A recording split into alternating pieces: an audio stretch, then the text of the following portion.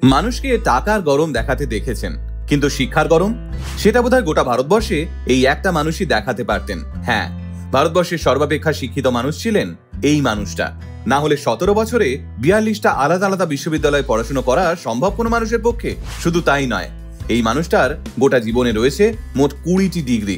এছাড়াও মাত্র 26 বছর বয়সে হয়েছিলেন বিধায়ক, ধরেছিলেন দেশের হাল। বুঝতে পারছেন কার কথা বলছি?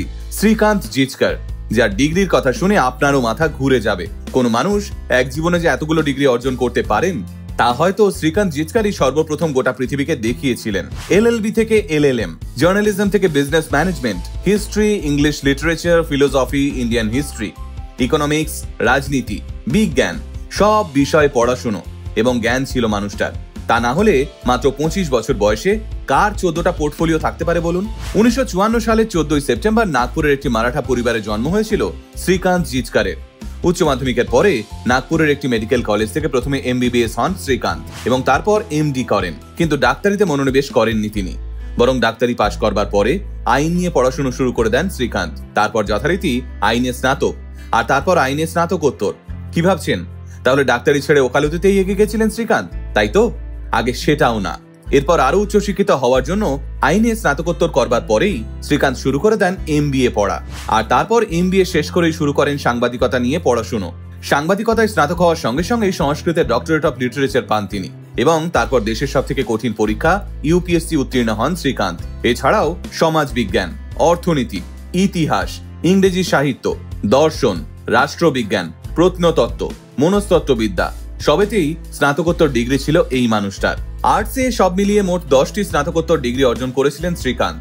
এছাড়াও পড়াশোনার পাশাপাশি আঁকা, ফটোগ্রাফি এবং অভিনয়ের উপরেও ছিল তার সমানভাবে দক্ষতা এবং ডিগ্রি।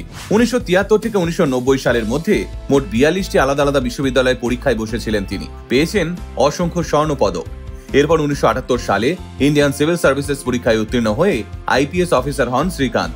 কিন্তু তারপর সেই পদ ত্যাগ করে আবারও সিভিল সার্ভিস পরীক্ষায় বসেন তিনি এবং 1980 সালে একজন IAS অফিসার পদে যোগ দেন শ্রীকান্ত জিচকার।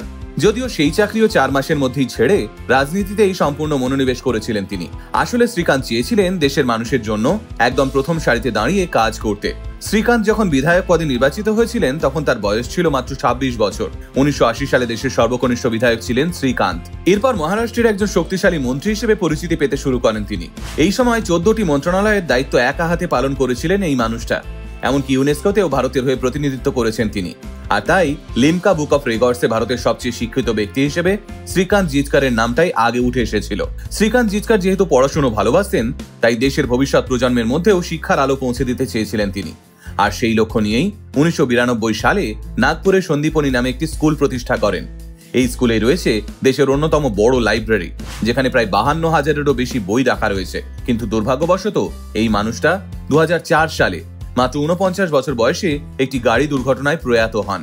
যদিও আজ তার ট্রাস্ট ভারতের সুবিধাবঞ্চিত শিশুদের মধ্যে শিক্ষার আলো পৌঁছে দিতে ক্রমাগত লড়ে যাচ্ছে।